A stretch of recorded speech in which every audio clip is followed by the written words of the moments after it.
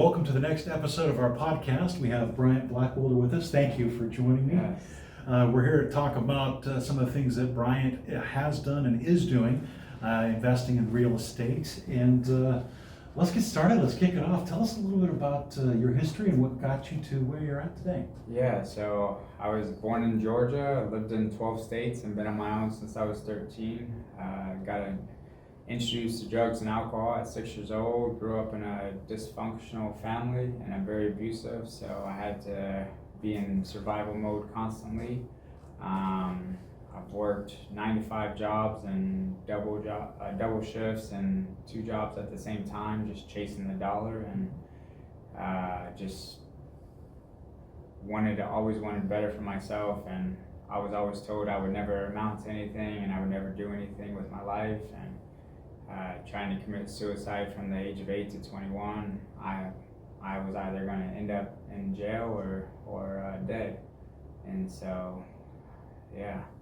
One of the things I admire so much about you is that you're open to discuss your past, which is inspiring to many people, because there's so many folks in society who have a background similar to yours, but have not taken the path that you have taken. And it's one of the reasons I'm grateful you chose to be on the podcast to share your story.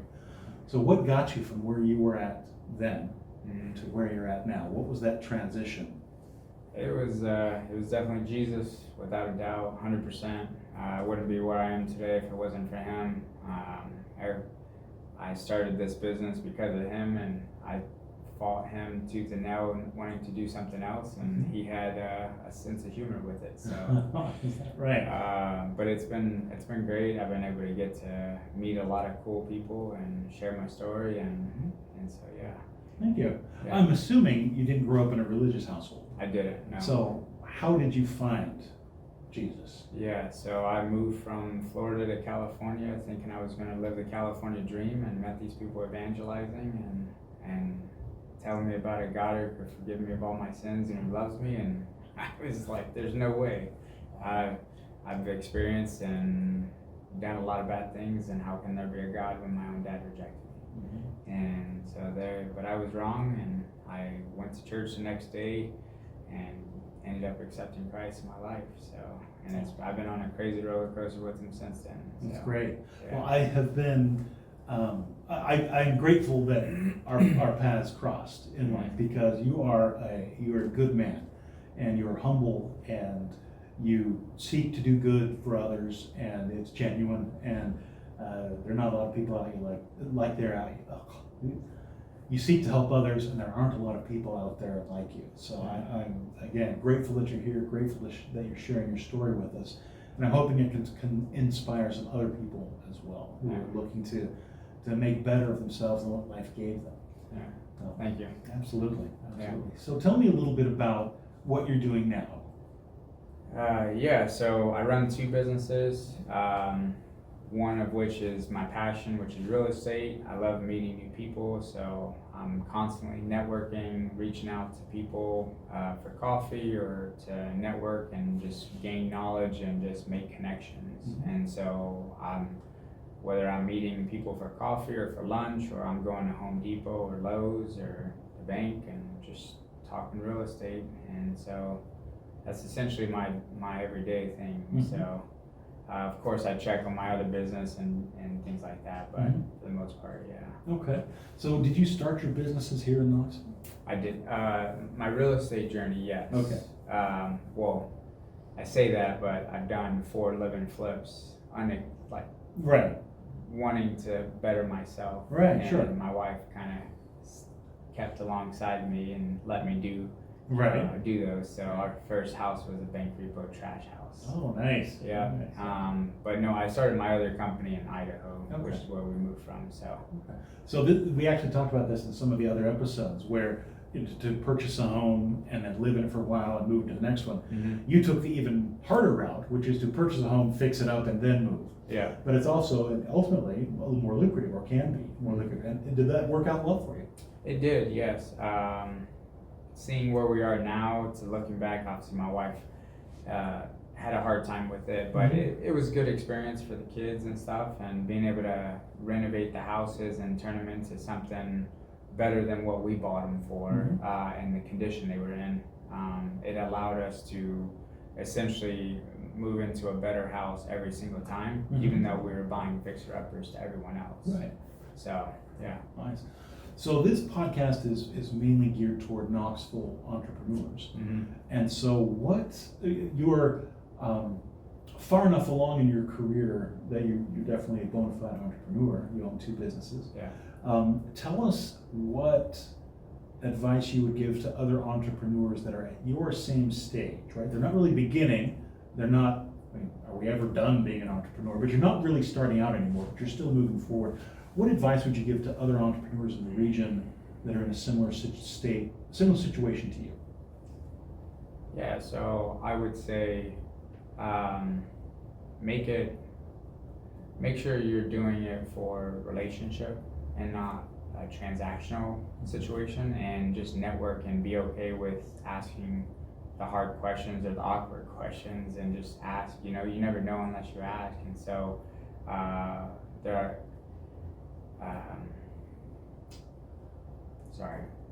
Okay. Knoxville.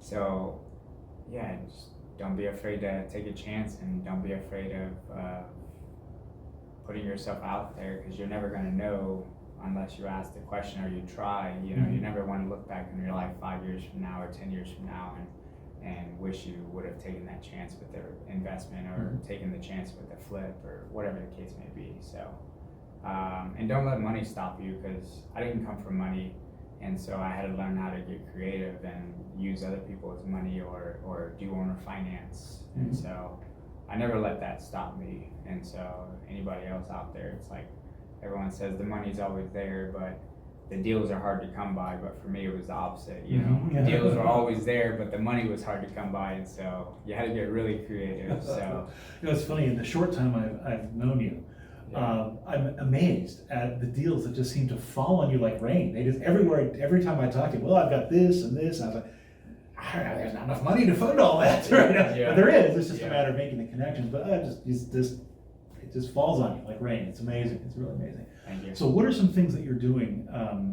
in your business right now to make it grow? For sure, I think networking has been my key. I do really well face to face and one on one. And my mastermind investor group that I'm part of told me for years now that I need to get on social media. And even though I was against it, they're like, listen, the more people you can get in front of, the closer you are to getting your next deal. And so I started a Facebook page a couple months ago, and I've just been showing what I do and what I love and networking, and I've met some really awesome people, you including. Thank you. And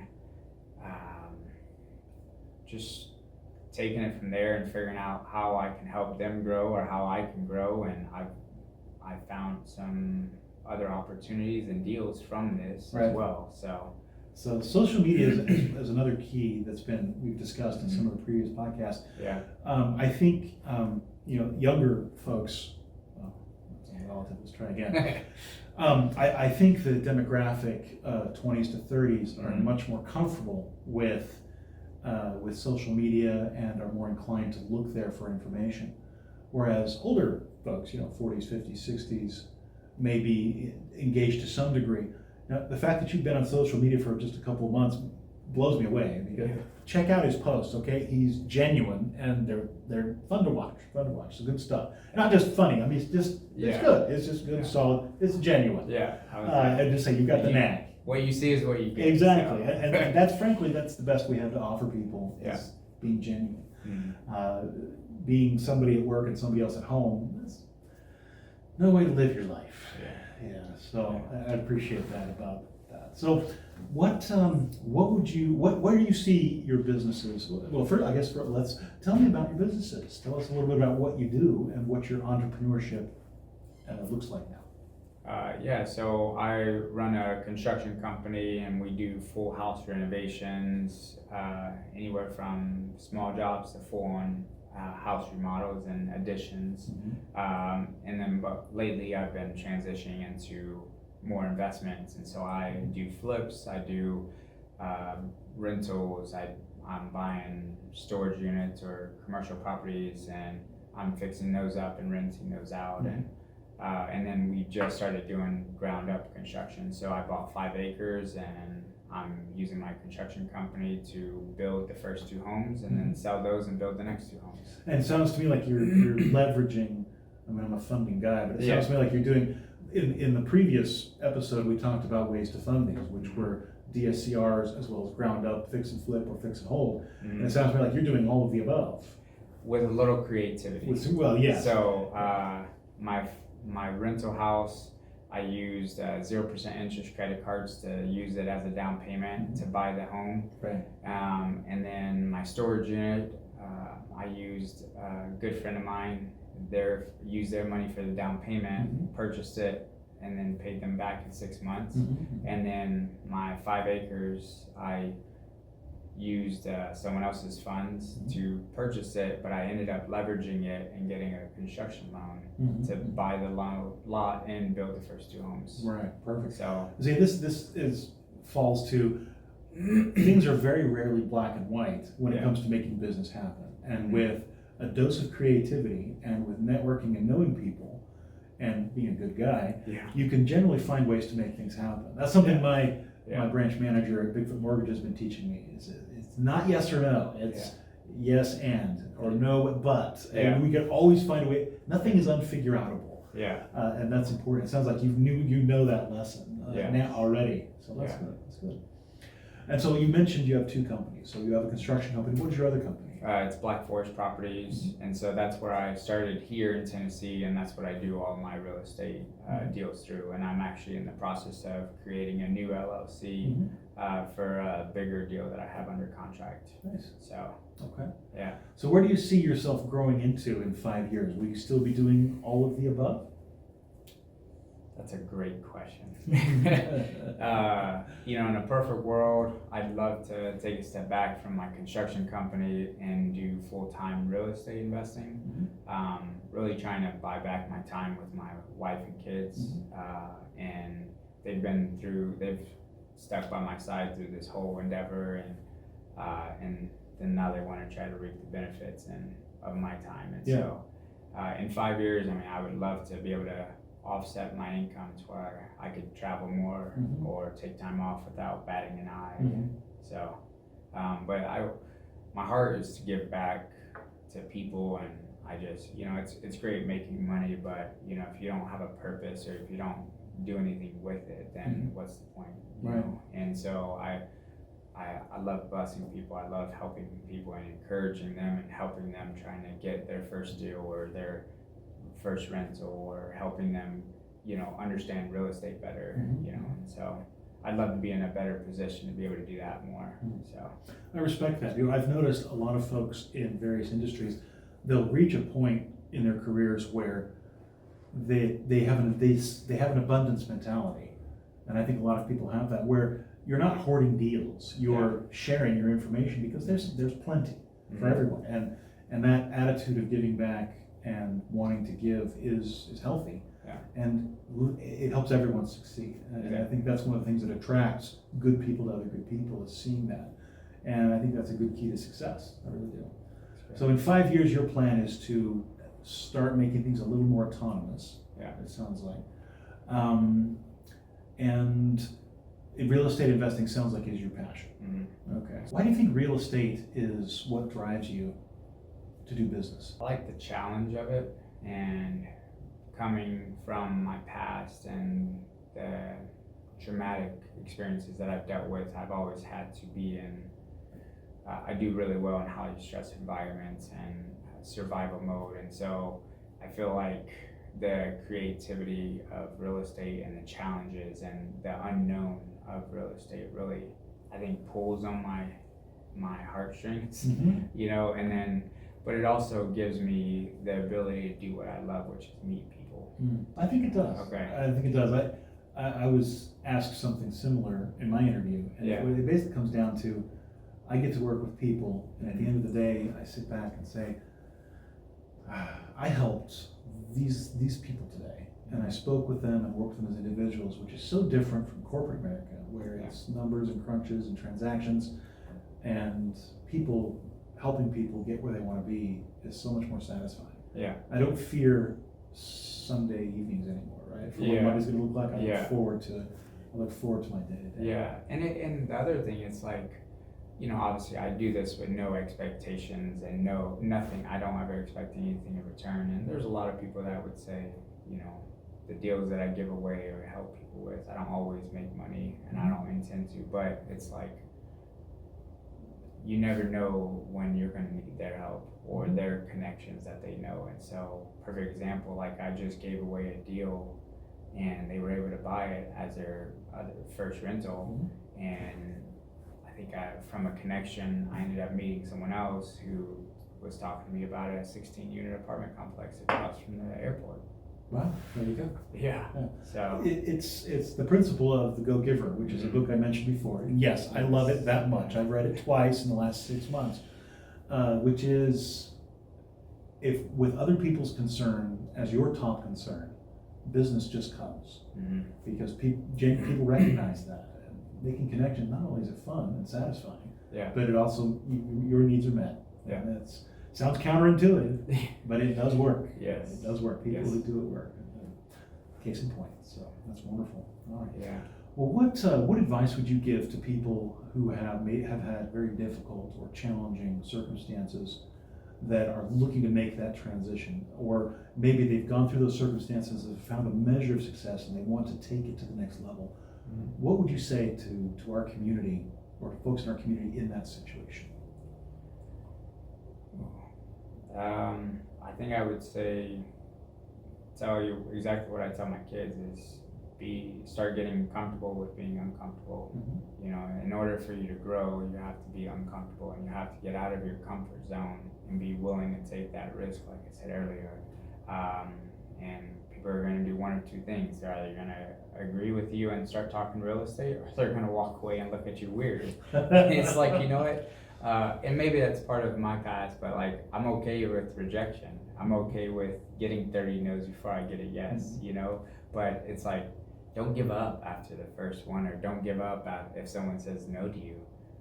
It's like, just keep trying. And it's like, surround yourself with like-minded people. It's like, that way when you take on a deal, you're not just taking on a deal by yourself, you're taking on a deal with 30 other people, because you can use them as resources. You can use the networking groups or the investor groups or the people that you rub elbows with to help you dissect that deal, or tell you if it's a good deal or if it's a bad deal. And I've used that a lot lately.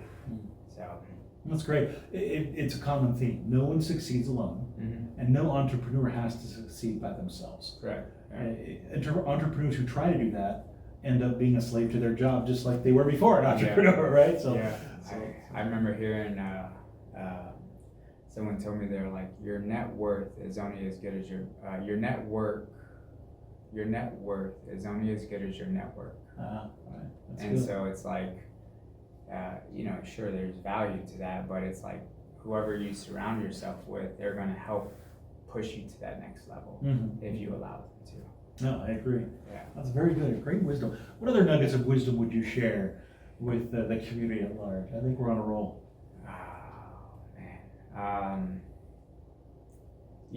Be willing to take the good with the bad. I've failed and I've lost money, and I've dealt with people that obviously don't think or act the same way, and I've lost over $100,000 dealing with other contractors or investors or people that I've just trusted because I want to grow.